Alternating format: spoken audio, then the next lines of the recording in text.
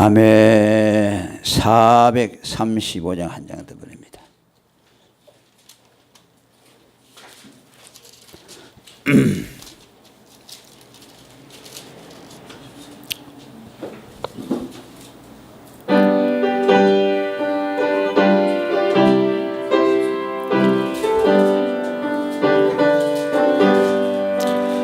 나의 영원하신 기여 생명보다 귀하다. 나의 갈 길 다가도록 나와 동행하소서.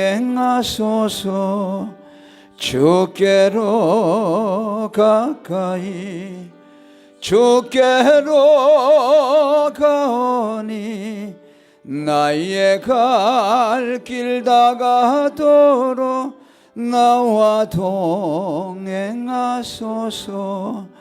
세상 부귀한 일함과 모든 명예 버리고 험한 길을 가는 동안 나와 동행하소서. 주께로 가까이 주께로 가오니 나의 갈 길 다가도록 나와 동행하소서. 어두운 골짝 지나가며 험한 바다 건너서 천국 문에 이르도록 나와 동행하소서. 주께로 가까이 주께로 가오니 나의 갈 길 다가도록 나와 동행하소서. 아멘.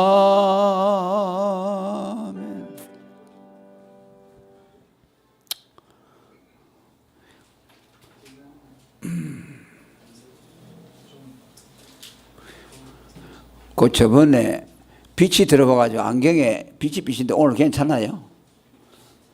괜찮아요? 그 또 영상 보시는 분들이 부담스러울까 싶어서. 할렐루야.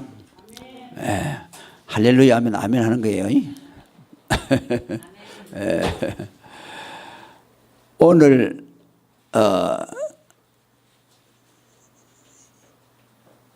읽은 내용을 보면 세례 요한이 예수님이 길을 가시는 것을 보고 세상 죄를 지고 가는 하나님의 어린 양이로다라고 그렇게 말씀을 했습니다. 이 말씀에 우리가 믿는 신앙의 복음이 다 들어있어요.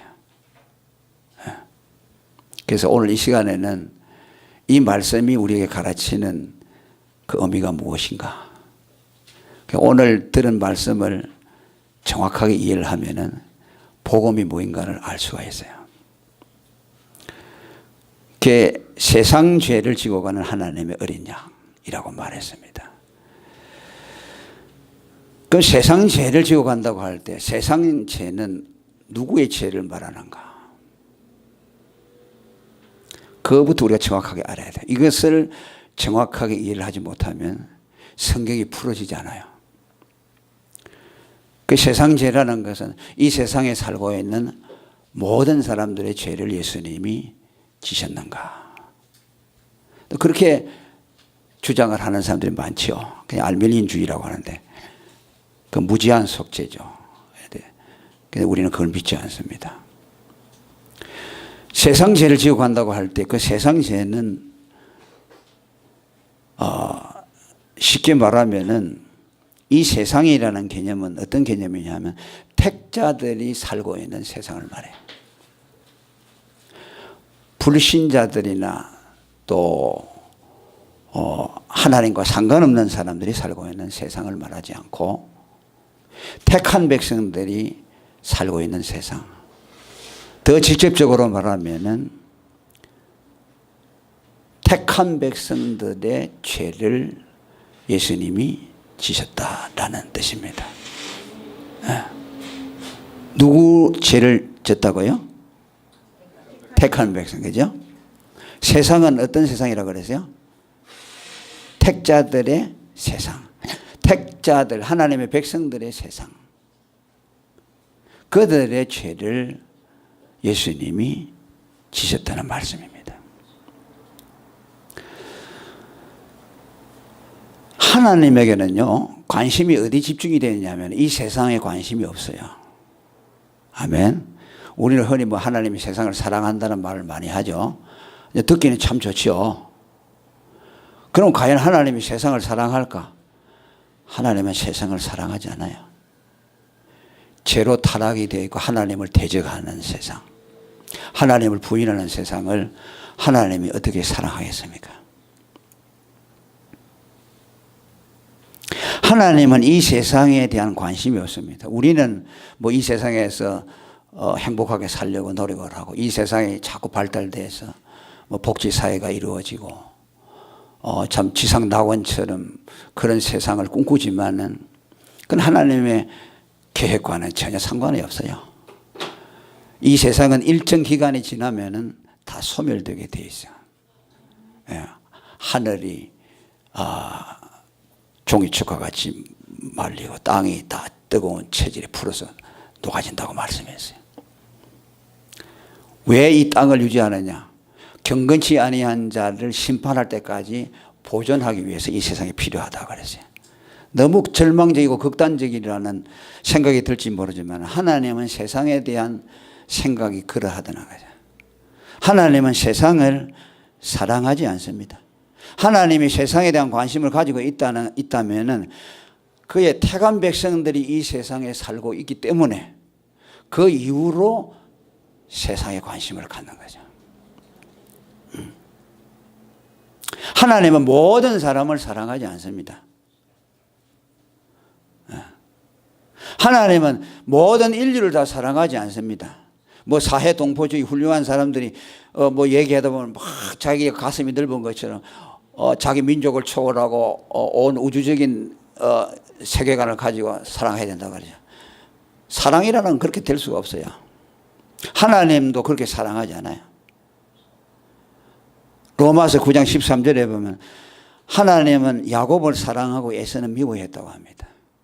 하나님은 사랑하는 사람이 있고 미워하는 사람이 있어요. 다 구분되어 있어요. 아니 하나님이 사랑이시라고 했는데 왜 미워할까? 성경이 그렇게 말씀하고 있어요. 실제로 성경에는 하나님이 자기 것과 자기 것 아닌 것을 뚜렷이 구분하고 있어요. 내 것이라는 것에 대한 애착이 강하세요, 하나님.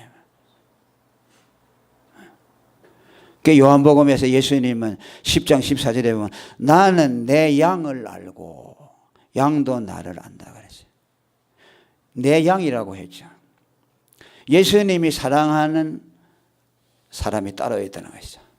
모든 사람들을 사랑하지 않고 모든 인류를 나중에 심판할 때 양과 염소로 구분해서 양들을 구원해 주시고 염소는 영원한 불에 들어가게 하신다고 말씀했습니다. 자기 백성이라는 말씀도 많이 합니다. 시편 29편 11절에 보면은 여호와께서 자기 백성에게 힘을 주시고 자기 백성에게 평안을 주신다고 말씀합니다. 자기 백성. 그 뭐야? 하나님은 소유욕이 굉장히 강합니다. 자기 것에 대한 애착이 강해요. 이건 적업한 것이 아니에요. 하나님을 뭐 편애한다고 하지만 그러지 않아요. 또 내 것이라는 말씀도 많이 쓰죠. 너는 내 것이라. 이사야 43장 1절에 보니까 이스라엘아 야곱아 내가 너를 구속하였나니 너는 내 것이라. 그래서 내 것으로 따로 구분해 놓은 하나님의 사람들이 있다는 말씀입니다. 그러니까 이 세상에는 택자와 불택자가 다 어울려서 살고 있잖아요. 이 이 세상을 다 사랑할 수가 없어요. 예수님은 기도하실 때도요, 세상을 위해서 기도하지 않았습니다. 요한복음 17장에 보면요, 예수님의 기도가 나오는데 세상을 위해서 기도하지 않았어요. 세상에 있는 자기 사람들을 위해서 기도했어요. 그게 뭐라고 합니까? 내가 저희를 위하여 비옵나니 내가 비옵는 것은 세상을 위함이 아니요 내게 주신 자들을 위함이라.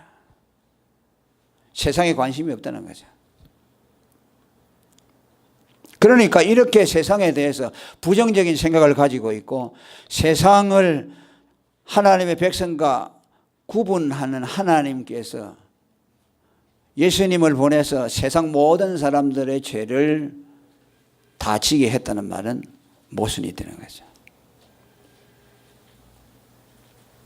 이건 우리 장로교 교회의 선택교리와도 밀접하게 연관이 되어 있죠. 물론 성경에는 하나님이 세상을 사랑한다는 표현이 많이 나와요. 요한복음 3장 16절에도 보면 하나님이 세상을 이처럼 사랑하사 독생자를 주셨다고 말합니다. 이것은 역시 오늘 말씀과 마찬가지입니다. 세상 모든 사람들을 다 사랑해서 독생자를 그들을 위해 내어주었다는 말씀이 아니고 택자들의 세상을 사랑하사 오직 택자들을 위해서 그의 아들을 내어주셨다고 말씀입니다. 하나님이 세상을 사랑했다는 말은 사랑하는 택자들이 살고 있는 세상이기 때문에 그 세상을 사랑하고 그 세상을 보존하고 그 세상을 발전시켜 나가는 거죠. 지금도 하나님은 자연의 법칙을 쫓아서 이 지구가 잘 운행되게 하죠. 법을 만들어 가지고 사람들이 질서를 지키게 하고 또 경제적인 발전을 이루고 의학적이고 과학적인 발전도 이루어 나가죠. 이는 하나님이 세상을 사랑하기 때문에 아니라 사랑하는 그의 백성들이 이 땅에 살고 있기 때문에 세상이 잘 돌아가야 그의 자녀들이 행복하게 살 수 있기 때문에. 그러니까 부가적인 것이죠. 하나님이 세상에 대해서 가지고 있는 관심, 사랑이라는 것은 자기 자녀들 때문에 사랑하고 관심을 갖는다는 말씀입니다. 우리도 자녀를 키울 때 전에는 무심하게 학교들 그냥 지나쳤죠.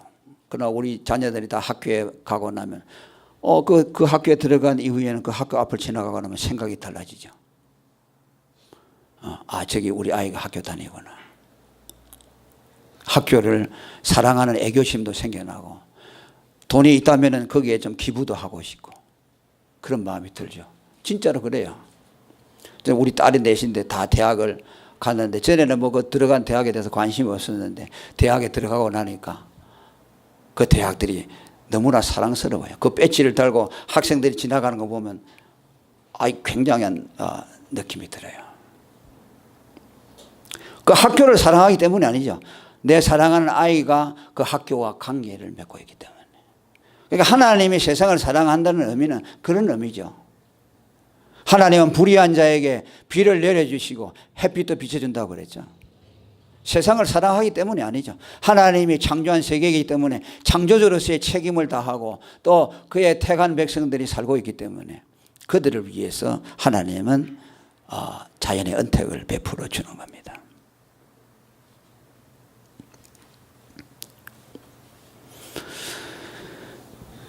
그렇기 때문에 하나님이 그 아들을 보내서 세상 죄를 지고 가는 하나님의 어린 양으로서 예수 그리스도를 보내주셨는데 그 죄의 구속을 받은 택자라는 것은요 하나님의 특별한 사랑을 받은 자들이에요.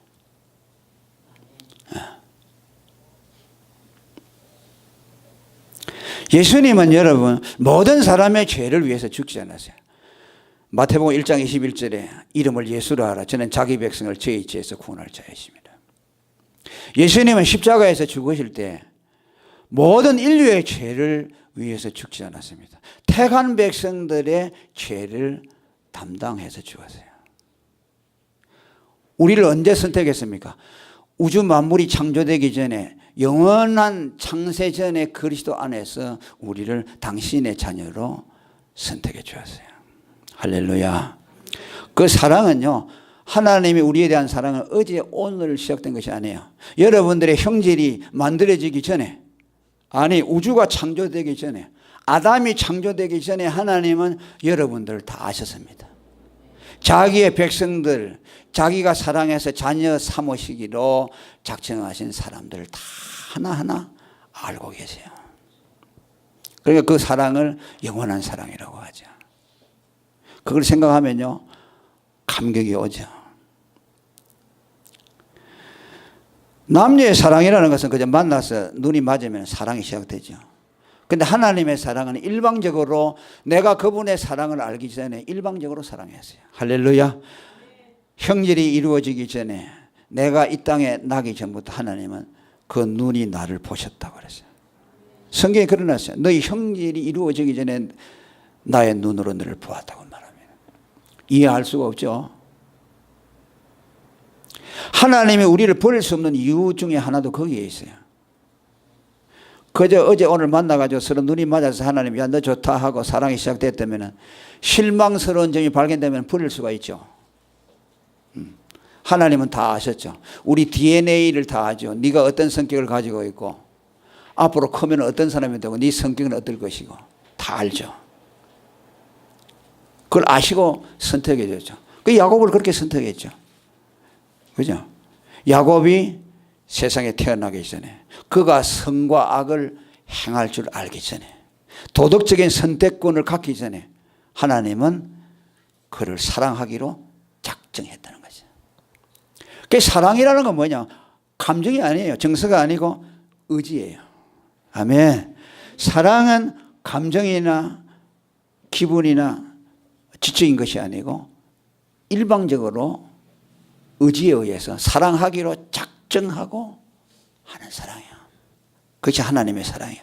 그러니까 우리가 하나님 앞에 실망을 하나님 앞에 드린다고 하더라도 실망하는 그것 때문에 하나님이 우리를 버리거나 할 수가 없어요. 왜? 이미 다 아셨기 때문에. 지금 이제 의학이 발달되니까 알잖아요. DNA를 보면은 그 사람에게 앞으로 암이 몇 살에 걸릴 것까지 다 안다고 그러잖아요.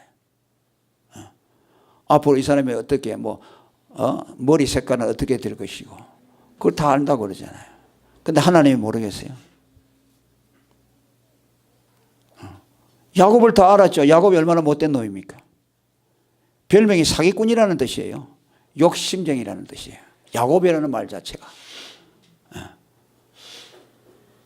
에서가 더 착했죠. 멋지고. 그러나 하나님은 에서를 사랑하지 않고 야곱을 사랑했다 그랬어요.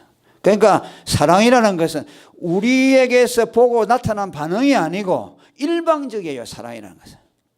그래서 우리가 하나님의 사랑을 본받으려고 하면 일방적인 사랑을 해야 돼요. 상대방의 사랑에 의해서 내 사랑이 변화된다면, 변질된다면 그것은 하나님의 사랑이 아니에요. 우리는 그런 특별한 사랑을 받았습니다.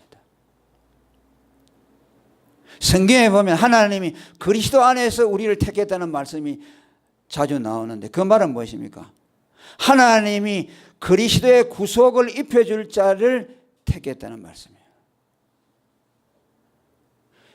택한 자의 죄를 지고 가시는 하나님의 어린 양이 너를 위해서 피를 흘려줄 것이라는 것을 하나님이 창세전에 다 결정했다는 거죠. 그러니까 예수님이 모든 사람의 죄를 지고 내가 너희들을 위해서 죽는다가 아니고 택한 백성들, 하나님이 너는 나의 아들이다라고 택해놓은 그 사람들의 죄를 가져다가 자기의 몸에 다 담당을 했어요. 아멘. 그러니까 하나님의 사랑을 받았다고 하는 것은 특별한 사랑을 받은 겁니다. 다른 사람이 알지 못하는, 다른 사람이 받아보지 못한 사랑을 받았다고 합니다. 그것을 이제 칼빈 선생은 제한속죄라고 말씀했어요. 예수는 모든 사람을 위해서 죽은 것이 아니고 하나님이 택해 놓으신 그의 자녀들, 그들의 죄만을 위해서 죽었다고 말합니다.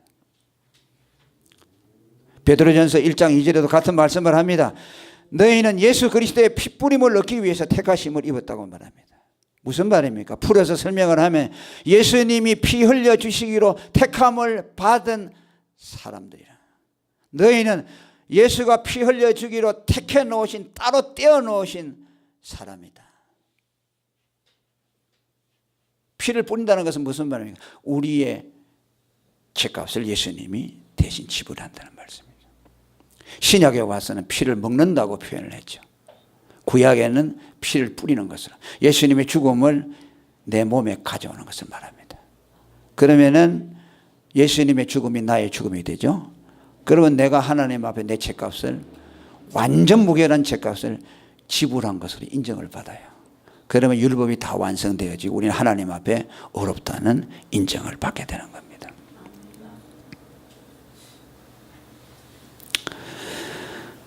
그러니까 가슴이 떨리는 거죠. 하나님이 모든 사람을 사랑하는데 그저 내가 거기에 끼어서 사랑받았다. 그럼 별 의미가 없죠. 어떻게 보면 모든 사람을 사랑했다는 것은 사랑하지 아니했다는 말과 같아요.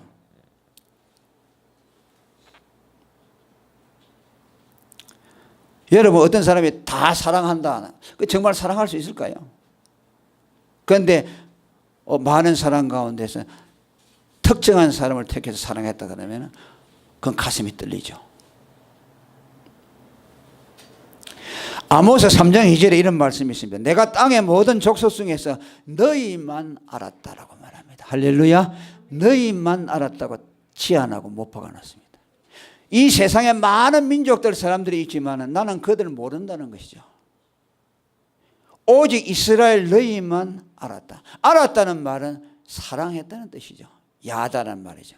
그럼 부부가 은밀한, 부부만이 알 수 있는 사랑, 그것은 야다라고 말하는 거죠. 그 우리가 아는 대로 영어 표현은 안다라는 말은 다른 여성과는 쓰면 안 돼. know라는 말 쓰면 안 돼요. 그 뭐예요? 부부와 같다는 거죠. 그 see라고 하죠. 그죠? 안다. 피상적으로 안다 그러죠. 그 know라고 한다는 말은 깊숙이 속속들이 안다는 말이에요. 그러면 부부 간에만 통용되는 용어죠. 그것은 안다는 말은 곧 사랑한다는 뜻이죠.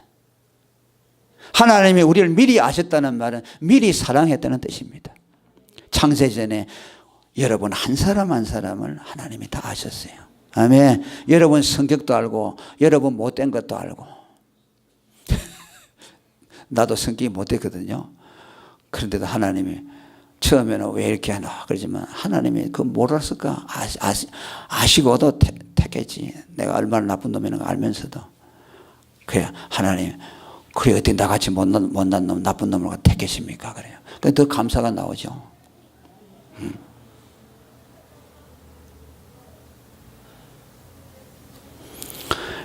하나님이 사랑한다는 말은 그 뜻이고 예수님이 우리를 위해 피를 흘려줬다는 말은 많은 사람들, 모든 사람이 피를 흘린 게 아니라 창세전에 딱 집어넣고 너는 내 것이다라고 인친 사람들만을 뽑아가지고 그들의 죄를 가지고 예수님이 십자가에서 피를 흘렸어요. 그러니까 얼마나 독특합니까? 자, 따라합니다. 나는 하나님의 특별한 사랑을 받은 사람이다. 하나님의 구속의 사랑을 받은 사람이다. 그러죠? 이걸 알면요, 자기 가치감이 높아지는 거죠. 세상에 공부 못하고 빼먹고 그렇다고 해서 우리 열등 가면 안 가지요. 저는 모자라는 것이 많은 사람이지만 이 복음을 깨닫고 나서 자긍심이 대단해졌죠. 왜? 저 세상에 저렇게 많이 돌아다니면 하나님에 관심이 없는 사람들이잖아요. 아무리 훌륭한 사람이라고 하더라도 하나님 볼 때는 관심이 없잖아요. 그런데 나같이 못난 사람이지만은 하나님이 나를 아시고 나를 사랑한다. 왜 그러십니까? 물어보면 그건 하나님의 마음이요. 아멘. 여러분 옷 고르러 갈 때 넥타이 고르러 갈 때 고르잖아요. 그러면 그 옷방 주인이 볼 때는 야, 저 사람 참 취향이 이상하다. 이 좋은 게 있는데 왜 저걸 골라 그러죠? 그렇다고 말 못하죠. 왜? 그 사람의 취향이니까. 하나님 취향도 그래요. 세상에 잘난 사람 많고 그죠? 선량한 사람 많은 나 같은 죄인 이런 사람을 왜 사랑했을까? 하나님의 마음이에요. 자, 같이 합니다. 하나님은 자기 마음대로 우리를 선택하신다. 일방적인 선택이다. 그걸 이제 장로교에서는 무조건적인 선택이라고 그러죠.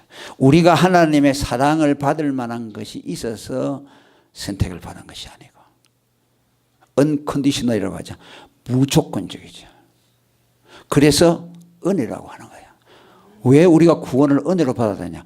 조건 없이 받았기 때문에. 우리가 하나님 앞에 제공한 것이 하나가 없어요. 아무것도 드린 것이 없는데 하나님이 값없이 우리를 구원해 줬어요. 그게 무조건적이죠. 조건이 있다면 은혜가 아니고 그건 뭐예요? 보상이죠. 요 앞에 칼럼에 그렇게 썼어요. 우리가 하나님의 구원을 받을 만한 자격이 있어서 됐다고 하잖아요. 그러면 그 구원은 은혜가 아니고 보상이에요. 내가 대가를 지불해서 반대급부로 돌아온 것이죠. 그런데 구원을 뭐라고 합니까? 보상이라고 하지 않죠. 뭐라 그러죠? 믿음으로 말미암아 은혜로 인하여 믿음으로 구원을 받았다 그러죠. 자랑할 것이 하나 없어요. 그러니까 예수 믿는 사람은 겸손해야 돼요. 믿음이 좋아도 아이고 나는 믿음이 좋다. 다른 사람은 믿음이 좋다. 그렇게 말할 수가 없어요. 왜? 믿음도 하나님이 선물로 주셨거든요. 그리고 죄를 지고 간다는 말씀에 대해서 생각하겠습니다. 택자의 죄를 지고 가는 하나님의 어린 양이라고 했어요. 여기 죄를 지고 간다는 말은 구약의 아사셀 양을 하나님이 그 제도를 만들어 가지고 이스라엘 백성들의 속죄를 이루는 것을 연상하면서 이 말씀을 쓰고 있어요. 이스라엘 백성들이 죄를 속죄할 때 대속죄일에는 송아지를 잡아서 피를 흘려서 반 양푼을 둘로 나누어서 반은 지성소에 갖다 뿌리고 반은 백성들과 율법책에다가 뿌렸어요. 또 다른 한편에 아사셀 양이라고 있는데 백성들의 죄를 양에다가 다 뒤집어 씌우는 겁니다. 그러니까 제사 예법이 어떻게 생겼느냐 하면요. 우리가 죄를 짓잖아요. 그러면 짐승을 가지고 와서 하나님 제사를 드리는데 제사장이 내가 이런 죄를 지었습니다. 그렇게 제사장에게 얘기하잖아요. 그러면 제사장이 그 사람의 죄를 그 짐승에다가 뒤집어 씌우는 거예요. 비둘기면 비둘기, 양이면 양, 송아지면 송아지. 그래서 그 죄가 그 짐승에게로 옮겨가는 거예요. 안수를 하면. 그러면 그걸 이제 죽이는 거예요. 죽여서 피를 하나님 앞에 바치면은 죄의 싹선 사망이라는 죄값을 하나님 앞에 바치는 거예요. 그러니까 그 짐승이 죽는 것은 우리가 죽어야 될 죄값을 대신 지불하는 것이죠. 죄라는 것은 무조건 사망이에요. 로마서 6장 23절에 거짓말 하든지 탐욕 품든지 모든 죄가 사망이에요. 우리는 뭐 징역하고 뭐 구류 살고 그러잖아요. 하나님 앞에는 무조건 크든 작든 죄의 싹은 사망이에요. 그러니까 짐승을 잡아서 피를 뿌린다는 것은 네가 죽어야 될 희생을 이 짐승이 대신하고 있다는 거죠. 그런데 반드시 정결한 짐승을 드리죠. 그건 뭐입니까? 우리는 죄인이기 때문에 우리 죄값을 하나님 앞에 드릴 수가 없어요. 우리의 죽음을 하나님 앞에 내어놔도 하나님은 안 받아요. 너는 죽었다냐? 죽은 죽음을 갖다 죽은 생명을 나는 안 받는다 그러죠.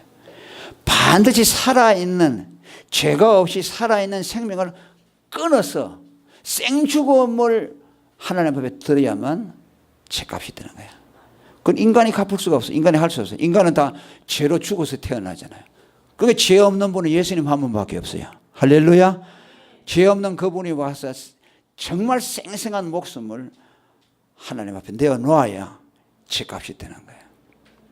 그러니까 아사셀 양이라는 것도 그러죠. 거기에다가 죄를 안수를 해가지고서 죄를 다 뒤집어 씌우는 거죠. 그걸 정가라고 하는 거죠. 임퓨테이션이라고 하는데 그래야 그 양을 갖다 광야로 내보내버려요.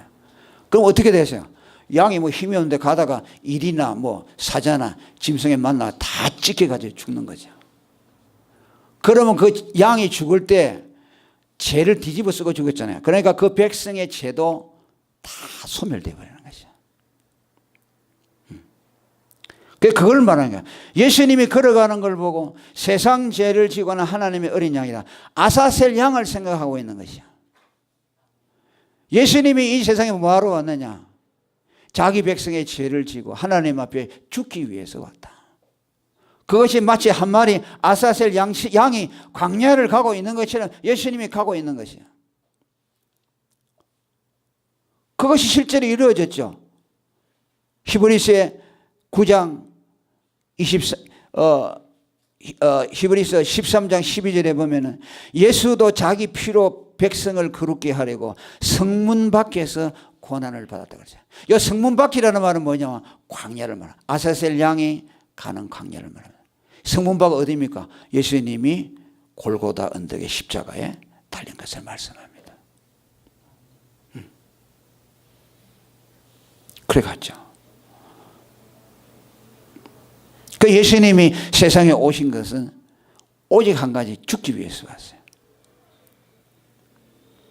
히브리 9장 26절에 그리스도가 자기를 단번에 제사로 드려 죄를 없게 하시려고 세상 끝에 나타났다. 그 세상 죄를 지고 간다는 말은 죄를 없이 한다는 뜻입니다. 그 영어 번역에 킹 제임스 번역에 보면은요, 죄를 없이 한다 그렇게 표현되어 있어요. 영어 번역에 그렇게 되어 있어요. 그 죄를 지고 간다는 말을 더 풀어서 말하면 우리 죄를 없이 하기 위해서 예수님이 세상에 왔다는 거죠.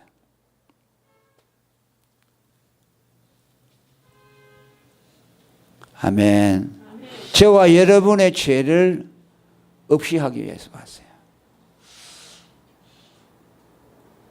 그 아사셀 양이 광야로 가서 짐승에게 뜯겨서 죽을 때 죄가 없어지는데, 그러면 예수님이 오셔서 어떻게 우리 죄를 없이 해주느냐? 그분이 십자가에서 피를 흘려 죽는 것을 통해서 어떻게 우리 죄가 없어지느냐 하는 데 대한 정확한 이해를 해야 됩니다. 예수님이 우리 죄를 깨끗하게 했다는 말은 뭐 물에다가 씻어서 없앨 때, 아니면은 마술을 부려가지고서 아주 죄가 없어져라 해서 없어지거나 그렇게 되지 않아요.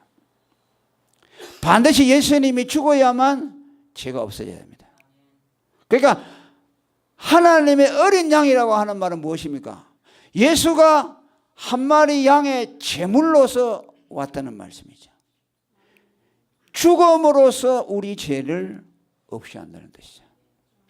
아멘. 예수님이 죽음으로서만 우리 죄가 해결이 돼요. 성경에 보면 예수의 피가 우리를 깨끗하게 했다, 이런 말씀이 나오잖아요. 그러면 예수 피가 무슨 마력이 있어가지고 예수 피를 한 방울 탁 떨어뜨리면 먹과 같은 죄가 확 씻어지느냐? 그러지 않아요. 그렇게 생각하는 사람이 많아요. 무슨 화학적인 작용을 일으켜서. 예수님의 피가 우리 죄를 사한다는 말은, 죄라는 것은 없앨 수가 없는데 없애는 방법은 단 한 가지뿐입니다. 그것이 뭐냐? 용서받는 것이에요. 자, 다시 한번 합니다. 죄는, 따라합니다. 죄는 용서를 받아 없앤다. 이 길 외에는 없어요. 우리 죄가 많잖아요. 하나님이 우리 죄를 깨끗하게 해주세요. 그럼 어떻게 해야 될까? 죄를 용서받는 길 외에는 없어요. 다른 방법이 없어요. 그럼 용서를 어떻게 받느냐? 용서를 어떻게 받느냐? 죄값을 치루어야만 용서를 받아요. 아멘. 그냥 용서해 주는 법이 없어요, 예수님은. 아멘. 예수님이 신약 성경에 와서 막 죄인들을 많이 용서해 주셨잖아요. 십자가 강도에게도 용서해 주고, 그죠? 또 가늠하다가 붙잡힌 여자에게도 용서해 줬죠. 그러니까 예수님은 막 능력이 많으니까 내가 용서했다 그러면 용서받느냐? No. 그때 예수님이 그 가늠하다 붙들린 여자를 용서해 줬잖아요. 그죠? 그때는 예수님이 십자가에 죽기 전이죠. 그죠? 그러니까 앞으로 내가 니를 용서해 주기 위해서 네 죄값을 내가 받아줄게 라는 전제가 거기 깔려 있어요. 그걸 당겨가지고 아직 예수님은 안 죽었는데 내가 네 죄값을 대신 받아줄 테니까 그것을 근거로 네 죄를 용서해 주마, 그렇게 했어요. 전부 그런 용서밖에 없어요, 예수님의 용서는. 십자가에 달려 돌아갈 때 예수님이 한쪽 편의 강도가 오늘 네가 나와 낙원에 있다. 왜? 용서해 줬죠. 그건 뭐야? 지금 예수님이 십자가에 죽으시면서 죄값을 지불하는 것을 통해서. 그러니까 우리는 제가 수없이 설교했죠. 여기 와서 5번 설교했는데 매번 했어요. 죄는 우리가 짓지만은 죄값은 우리가 못 갚아요. 죄 짓는 사람하고 죄를 갚는 사람하고 따로 있어야 돼요. 우리가 안 돼요. 왜? 죄를 한번 지어버렸잖아요. 그럼 더럽혀졌어요. 그러면 우리는 죽어버려요. 죽은 생명을 가지고 하나님 앞에 죽일 수가 없어요. 왜? 죽은 것을 뭘 또 죽입니까? 아무 의미가 없죠. 살아있는 걸 죽여야 죽인 것이죠. 그러니까 우리는 죄벌을 갚을 수 없어요. 그러니까 하나님이 영원전부터 아담의 원죄로서 인류가 다 타락할 것을 알고 하나님의 어린 양을 창세전에 준비했어요. 할렐루야. 예수님이 죽으시기로 이미 작정됐어요.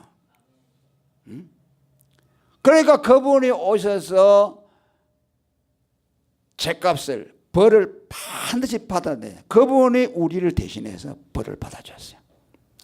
아멘. 거기 택자의 죄를 지고 가는 하나님의 어린 양.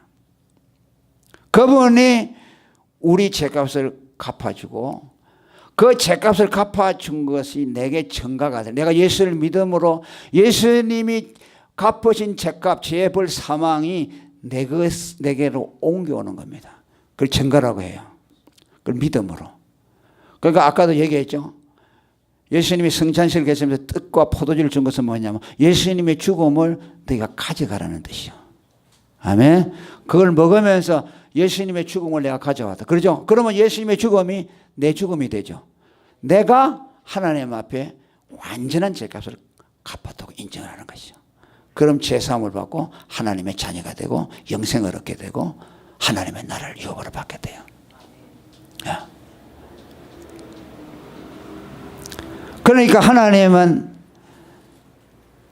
죄값을 갚을 자격이 없는 우리를 대신해서 한 마리 어린 양처럼 제물이 되어가지고 우리를 대신해서 죽어주셨는데, 어린 양이라고 하는 그 말씀 자체가 뭐냐 하면 제물이라는 뜻이죠.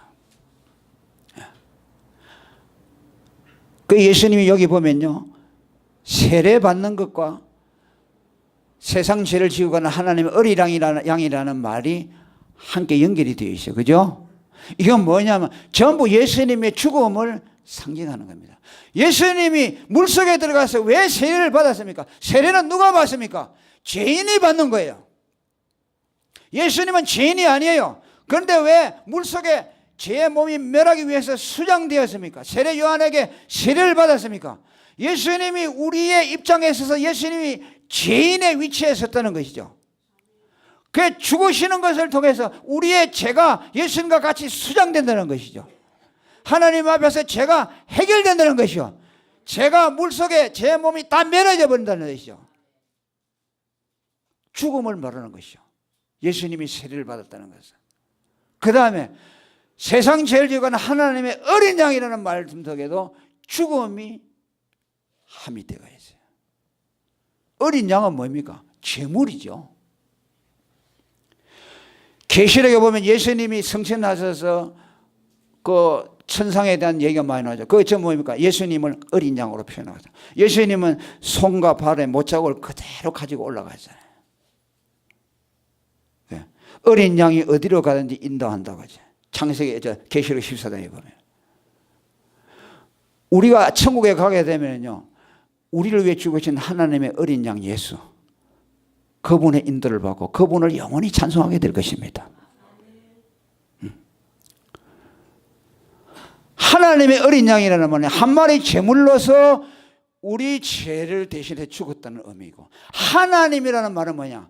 그 제물은 제물인데 하나님의 아들이라는 것이요. 하나님으로서 제물이 됐다는 뜻이요. 한번 따라합니다. 하나님의 어린 양은 하나님이 제물이 됐다는 뜻이다. 어린 양은 제물이잖아요. 그러니까 하나님으로서 제물이 되신 분이다. 그러니까 예수는 누구냐? 예수는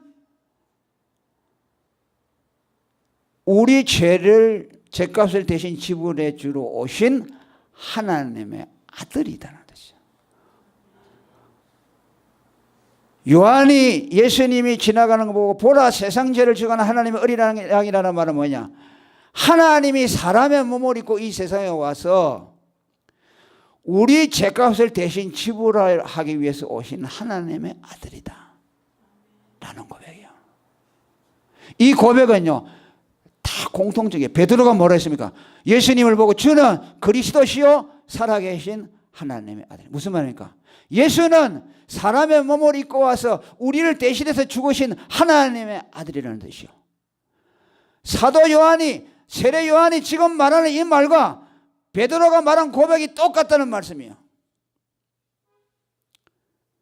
신앙 고백은 전부 여기에 비롯되어 있다는 거예요. 전부 여기에 통일이 되어 있다는 것이요. 도마가 예수가 부활한 걸 보고 주는 하나님이시오. 아멘. 하나님이라고 했어요. 신앙 고백은 전부 일치되어 있어요. 예수는 누구냐? 마리아 요셉의 아들로 태어난 사람이지만은 그분은 단지 사람이 아니고 하나님이 사람 되어 오셔서 우리 죄를 위해 죽어주신 그리스도다. 그것을 고백해야만 구원을 받아요. 베드로가 주는 그리스도의 살아계신 하나니까 뭐라고 했어요? 천국 열쇠를 줬다 그랬죠. 천국에 들어간다고 하죠. 이 반석 위에 교회를 세운다. 베드로의 신앙 고백 위에 교회가 세워진다. 그 교회는 어떤 것이냐? 뭐 엄청나게 건물이 좋은 것이 아니라 예수가 내 죄를 위해 죽으신 하나님의 아들이라고 믿는 사람들이 모인 곳이 교회입니다.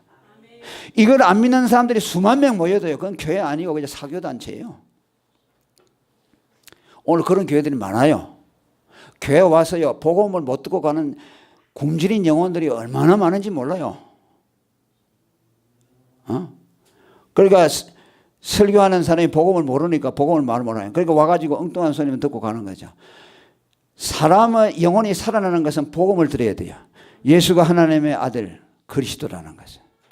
그래 그것을 들어야만이 죽은 영혼이 살아난다. 영생 얻는 조건이 뭡니까? 하나님의 뜻은 뭐냐? 내 아버지의 뜻은 아들을 보고 믿는 자마다 영생을 얻는 이것이라고 그랬어요. 누가 영생을 얻느냐? 예수가 하나님의 아들이심을 믿는 자가 영생을 얻는다고 그랬어요. 그러니까 여기 오늘 세례 요한이 예수님을 보고서 세상 죄를 지고 하나님의 어린 양이라고 한 것은 이 예수가 사람의 몸을 입고 오신 하나님으로 당신의 죄를 위해서 죽으신 분이라는 것을 선포하고 있는 것이요. 왜? 그것을 사람들에게 알리는 것이요. 사도들과 성경에 나오는 모든 주의 종들이 뭐 하냐면 그거 알리려고 하나님이 세운 사람이에요. 예수님이 왜 이적을 많이 일으켰느냐? 오병이어의 이적을 일으켰느냐?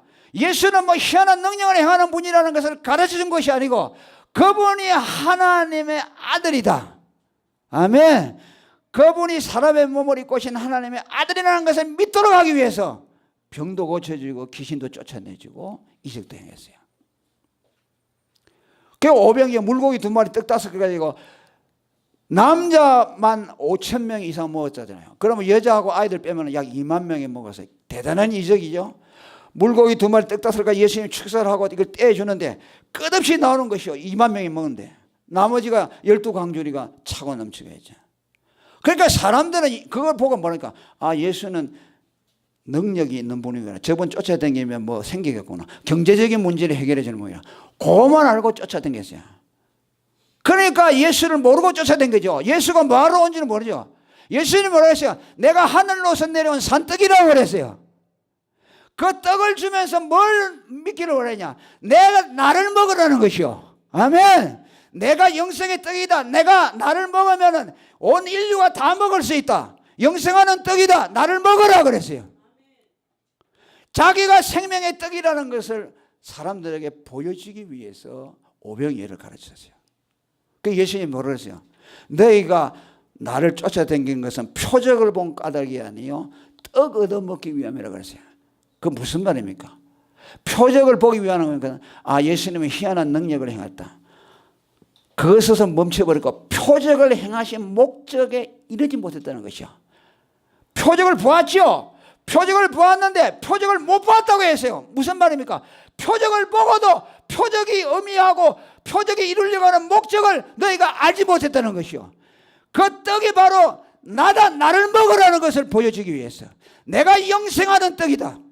너희 조상은 하늘에서 노래한 만나를 먹어도 죽었지만 나를 먹는 자는 살리라. 할렐루야. 인자를 먹는 자는 살리라. 영원히 줄이지 아니하리라고 말했어요. 그러니까 뭡니까? 전부 예수가 하나님의 아들로서 사람의 몸을 입고 와서 우리를 위해 죽기 위해서 오신 분이라는 것을 사람들에게 가르치기 위해서 예수님도 3년 공생했던 하신 일이 전부 거기에 초점이 맞춰 있어요. 또 사도들도 전부 거기에 초점이 맞춰 있어요. 왜? 그것을 믿는 사람이라야 죄사함을 받는다 그 말이에요. 죄사함을 받고 영생을 얻기 때문에. 그러니까 봐라, 세상 죄를 지고 가는 하나님의 어린 양이다. 봐라, 저 예수라는 분이 나사렛 보잘것없는 인간같이 저가 하나님이다. 저가 하나님이야. 저가 너의 죄를 담당하고 가신 하나님의 어린 양이야. 저를 보라. 보라라는 말이 뭡니까? 그냥 눈으로 보라는 것이 아니라 그가 어떤 분인가를 정확히 알라는 말이죠. 우리의 사명이 뭔지 압니까? 우리의 사명이 예수가 사람의 몸을 입고 오신 하나님의 아들이다. 그분이 우리 죄를 위해서 죽었다. 그걸 우리가 믿어서 구원받아요. 그리고 우리가 할 일이 뭔지 아십니까? 그걸 사람들에게 전해주는 것이요. 구원을 왜 못 받는 줄 압니까? 예수가 누군지를 모르기 때문에 구원 못 받아요.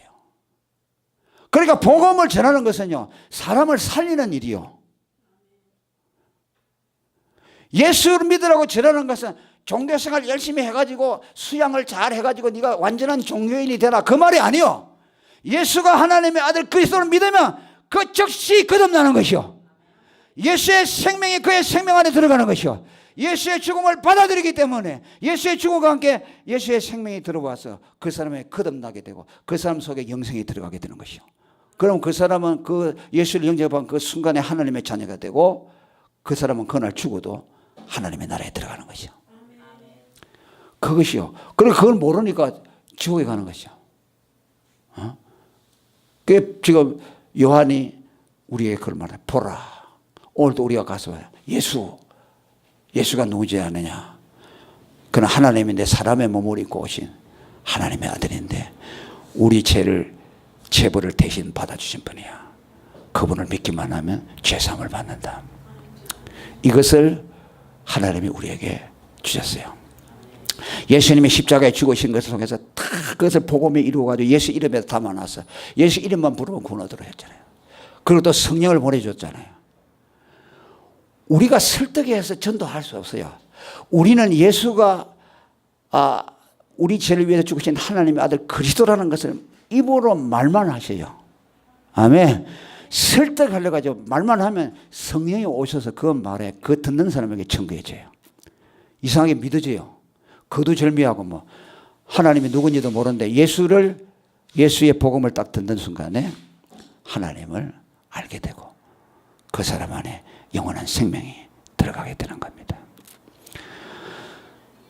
지금 우리는 고난주간을 통과하고 사순절을 통과하고 뭐 사순절이라는 것은 우리 개신교에서는 별로 의미가 없어요. 그 전부 그 천주교에서 이제 흉내내서 하는데 이제 좀 있으면 부활주일이 옵니다. 그런데 어떤 교회들 가보면요, 이 사순절 되면 겨우 이 말씀해요. 예수가 우리를 위해 죽었다고. 1년 내내 가도 이 얘기를 안 해요. 이것은 고난주간에는 하면 하는 것이요. 아니에요. 보라. 예수가 누구라는 것을 정확하게 말해줘야 돼. 이것을 우리는 매일 들어야 됩니다. 이걸 들어야 영혼이 살아납니다.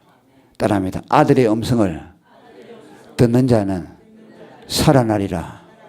무덤에 있는 자가 아들의 음성을 들으면 살아난다. 무덤에 있다는 건 죽어도 영적으로 죽었죠. 죽었는데 아들의 음성이 뭐입니까? 예수님이 오셔서 우리에게 뭐라고 합니까? 내가 네 죄를 위해서 죽었다. 아멘. 예수가 내가 네 죄를 위해 죽으신 하나님의 아들이다. 그 말을 들을 때에 성령이 오셔서 그 사람 속에 믿어지게 해서 그 사람을 구원하는 겁니다. 이거 외에는 구원받는 길이 없어요. 그러니까 우리가 부지런히 알려야 되겠죠.